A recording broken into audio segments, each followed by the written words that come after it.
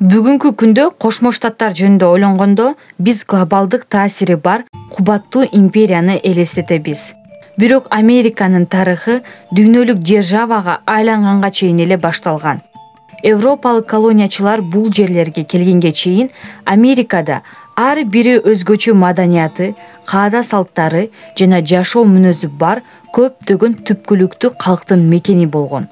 Бул элдер Түндүк Американын зор мейкиндикте жашашып, ресурстарды башкарышып, татаал социалдык структураларды курушуп, цивилизацияларын өнүктүрүшкөн.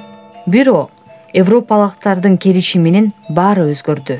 Алгач келечектеги Кошмо Штаттардын аймагын активдүү колониялаштыра баштаган испандар жана француздар болгон. Андан кийин британиялыктар.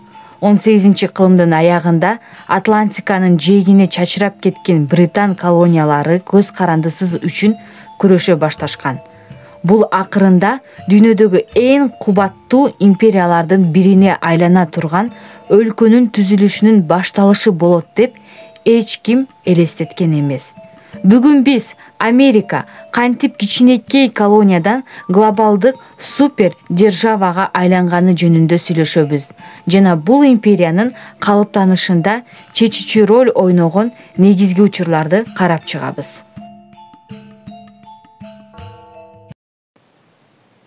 18-кылымдын аягында Американы элестетип көрсөнөр.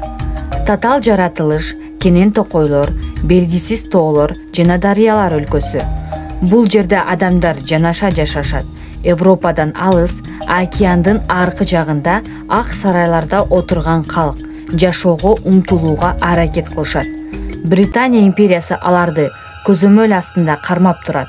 Аларга салык салып, эмне кылуу керектигин буйрук кылат жана ресурстардын булагы катары эсептейт. Бирок бул алыскы өлкөлөрдө да эркиндиктин руху элдин жүрөгүндө от тутандырган. Бардыгы Британия империясы колонияларына көбүрөөк кысым көрсөтүп, гезиттерден тартып, карталарга чейин баарына акы төлөөнү талап кылган. Атактуу герб мыйзамы сыяктуу жаңы салыктарды жана мыйзамдарды киргизе башталган. Бул майда нерседей көрүнүшү мүмкүн, бирок колониячылар үчүн ал адилетсиздиктин символу катары айланып калган. Алар ачууланышты. Эмне үчүн миңдеген чакырым алыста жүргөндөргө жана биздин жашообузга эч кандай таасир бербеген адамдарга биз салык төлөшүбүз керек деп чыгышат.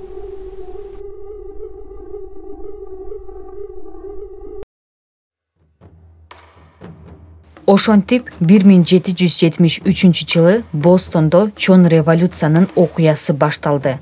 Ачууланган колониячылардын тобу индейстерге окшоп кийинип, түн жамынып, Англиядан келген чай жүктөлгөн кемелерге жашыруун келишти.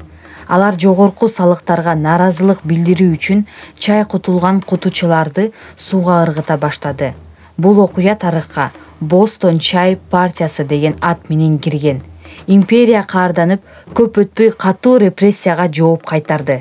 1775-жылы тынчтык бузулган. Алгачкы салгылаштар башталган. Лексингтон жана Конкорд талааларында америкалыктар менен британ аскерлери кагылышкан. Британиялыктар бул дыйкандар менен кол өнөрчүлөр көпкө каршылык көрсөтө албайт деп ишенишкен.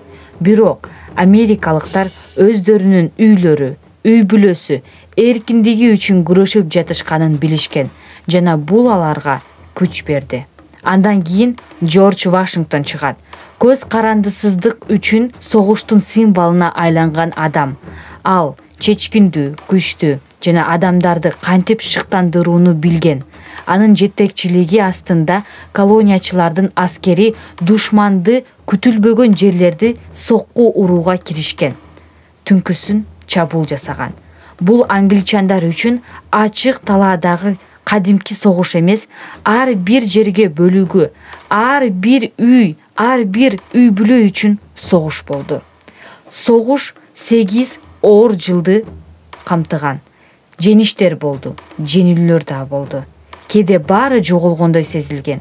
Кыш жакындап келатты. Адамдар карда жыланайлак басып, ачкачылыкка, суукка чыдашты. бирок багынган жок. 1781-жылы Йорктаун үчүн чечүүчү салгылашуулардан болгон. Анда америкалыктар аскерлер жана алардын француз союздаштары британиялыктар курчоого алып багынууга мажбурлашкан. Британия армиясы куралдарды таштады жана бул жаңы доордун башталышы болду. Мылтыктардын үнү басылып жана түтүн тарап кеткенден кийин Америка эркин болду. Жаңы Кошмо Штаттар согуштун өзүндө эле кыйынчылыктарга туш болду. Күрөш жеңилгендей сезилди. Эми эмне кылуу керек? Эл жеңишке жетти, бирок өлкө чарчап калган. Бөлүнгөн жана жараланганынын башталышында эле тарап кетиш туура эмес болду. Ошол себептен так планга муктаж болгон. Америкада королдор да, императорлор да жок өлкө эле. Кадимки башкаруу болгон эмес, болгону зор кыялдар жана адамдардын эрки.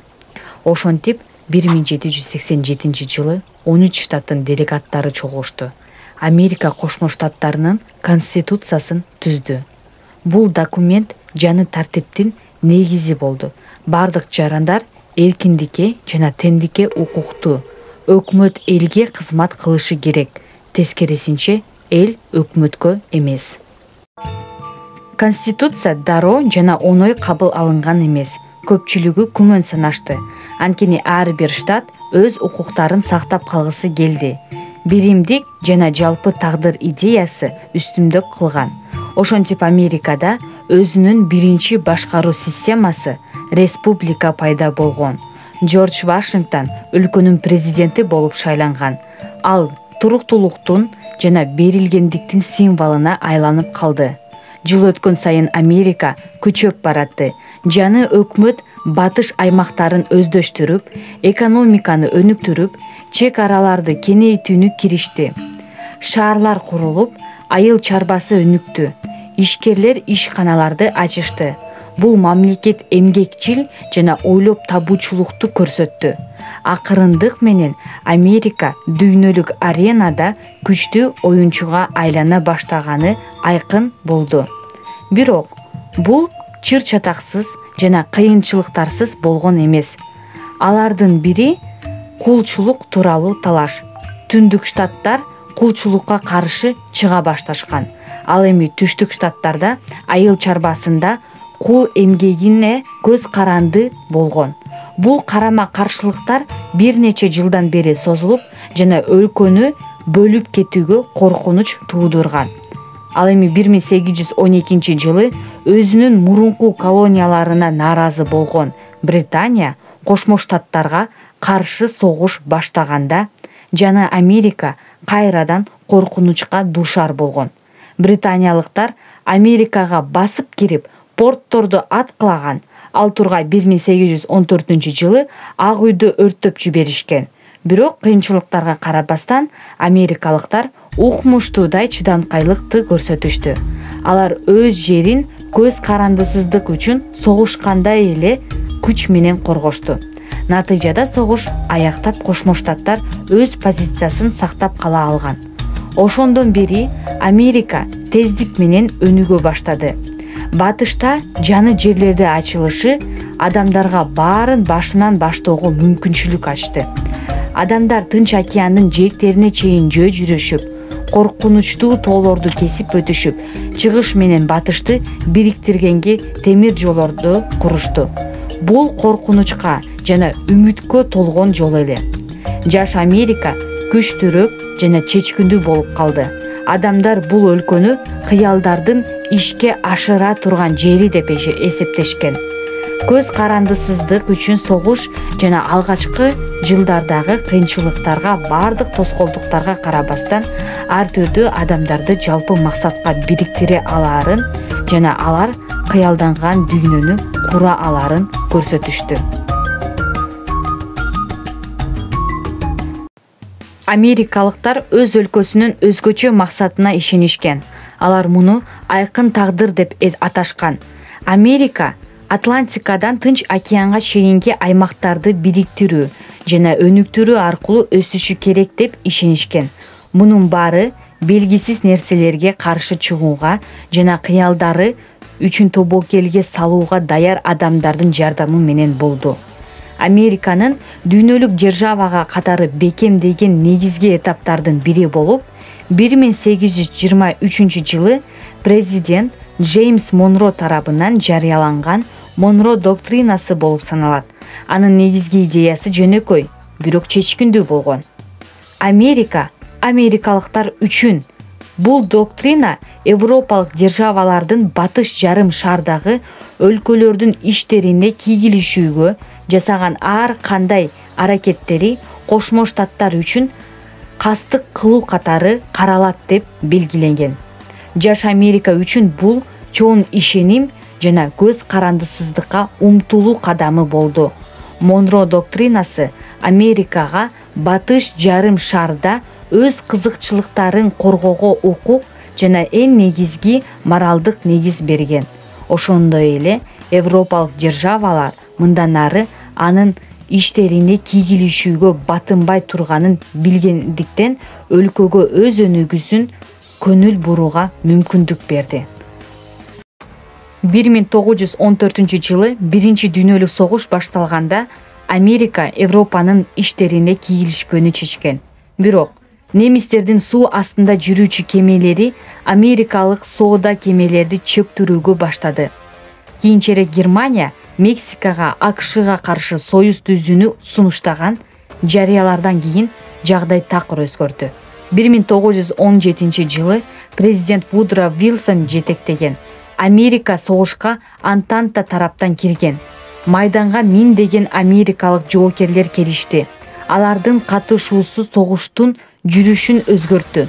Союздаштардын жеңишинде Американын экономикалык жана аскердик күчү чечүүчү роль ойногон.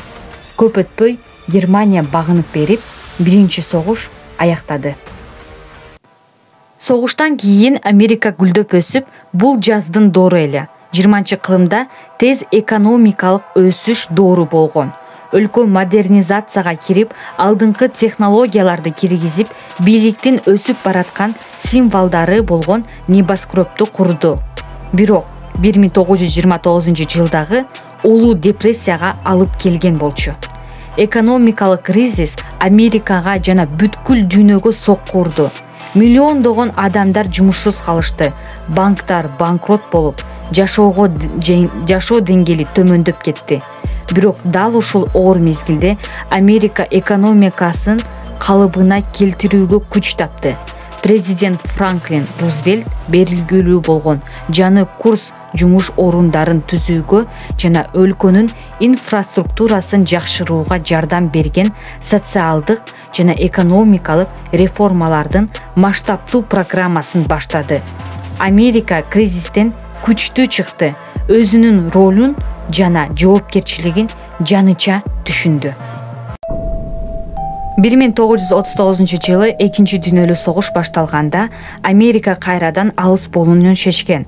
Бирок 1941 жылы катышуудан качуу мүмкүн эмес экенин түшүнгөн. 7 декабрда Япониянын Пёрл-Харборго кол салуусу Кошмо Штаттардын согушка түрткөн учкун болгон. Америка Японияга көп өтпөй Германия менен Италияга согуш жарыялап, глобалдык жанжалдын очогуна туш болду. Америка курал жарактарды, учактарды, танктарды жана кемелерди чыгарып, согуштук абалга түштү. Миллиондогон америкалыктар Европа жана Тынч океандын фронтторунда согушкан. 1944 жылдагы атактуу Нормандия операциясына америкалык аскерлер катышып, батыш фронтту ачып, Европаны боштондукка чыгарышкан. Ал эми 1945 жылы узакка созулган кандуу салгылашуулардан кийин экинчи дүйнөлүк согуш союздаштардын жеңиши менен аяктаган. Экинчи дүйнөлүк согуш аяктагандан кийин Америка өзгөчө абалга туш болду. Ал жеңүүчү өлкө гана эмес, Европанын кулашына карама-каршы экономикасы менен алдыңкы дүйнөлүк держава болгон. Бирок жаны душман ал Советтер Союзу турат. Кансыз согуш деп аталган доор башталды. Идеология, аскердик күч жана экономикалык таасирлер эки супердержаваны куралына айланган катуу кагылышуу мезгили башталды. Кансыз согуш аскерлердин күрөшү менен гана эмес, идеялардын, эркиндик жана демократия, коммунизмге жана тоталитаризмге каршы күрөш болду. 1947 президент Гарри Трумен Америка коммунисттик таасирге каршы турган өлкөлөрдү колдойт деген чечимди алып келген. Бул Түндүк Атлантика альянсы түзүүгө алып келди. Бул аскердик альянс АКШ менен Европа өлкөлөрүнүн ортосундагы аскердик биригүүлөр болду. Америка башка өлкөлөргө аскердик гана эмес, экономикалык жактан да жардам берди. Экинчи дүйнөлүк согуштан кийин Американын экономикасы дүйнөлүк экономиканын негизги кыймылдаткыч күчүнө айланган. Согуштан кийин калыбына келүү шартында АКШ доллары дүйнөлүк резервдик валюта болуп калды. Американын зор алтын колдоосу менен АКШ валютасы туруктуулукка жана ишенимдүүлүккө ээ болду. 1944 жылы Бреттон-Вудс конференциясында дүйнөлүк валюта доллардын өзүн алтынга байлоо жөнүндө чечим кабыл алынган. Америкалык корпорациялар дүйнө жүзүнө тарай баштады. Алар менен кошо автомобилдер, тиричилик техникасы жана электроника сыяктуу америкалык буюмдар сапаттын жана прогресстин символу болуп калды. Голливуд, мода жана музыкада Кошмо Штаттардын экспорту болду. Глобалдык маданиятты калыптандыруу жана америкалык балоолуктарды дүйнө жүзүндөгү адамдардын ан сезимине сиңирди. Ошентип АКШнын экономикасы жөн гана өнүгүп калбастан, ал глобалдык каржы системасынын жүрөгү жана мүмкүнчүлүктөрдүн символу болуп калды. 1960 жылдардын башталышында Америка экономикалык жана маданий держава гана эмес, илимий жана технологиялык өнүгүүнүн лидери да болгон. 1957 жылы Советтик спутник учурулушу менен башталган космостук жарыш. Ал эми 1969 жылы Нил Армстронг ал айга конуп, кийип, басып өткөн. Кансыз согуш учурунда Америка жана Советтер Союзу жергиликтүү чыр-чатактарды, саясий ареналарды жана маданиятта ойношту. Бирок ядролук курал, экономика, эркиндик идеологиясы жана келечекти көрүү Америка өзүн глобалдык лидер катары көрсөткөн. АКШ Америкасы долларды, резервдик валютаны катары колдоп, Америкага дүйнөлүк соода жана каржы системасын рычаг берип, саясатын күчтүү союздаштарына айланган. Кансыз согушта жеңишке жетүү Американын күчү жана туруктуулугу жардам берди. 1991 жылы Советтер Союзу кулап, Америка эркиндиктин, прогресстин жана глобалдык лидердин идеялардын ишке ашырышын супер держава болуп калган. Биринчи бөлүмдүн аягына келдик. Бул чыгарылышта биздер сиздер менен Американын колонизациядан баштап кансыз согушка чейин кантип жашап келгенин сүрөттөп, айтып жана көрсөтүп бердим. Ал эми сиздерге жакса лайк, комментарий жана албетте катталып бөлүшүп кетиңиздер. Кийинки чыгарылышта Американын 2000 жылдан баштап азыркы жылга чейин кантип жашашканы тууралуу сүйлөшөбүз.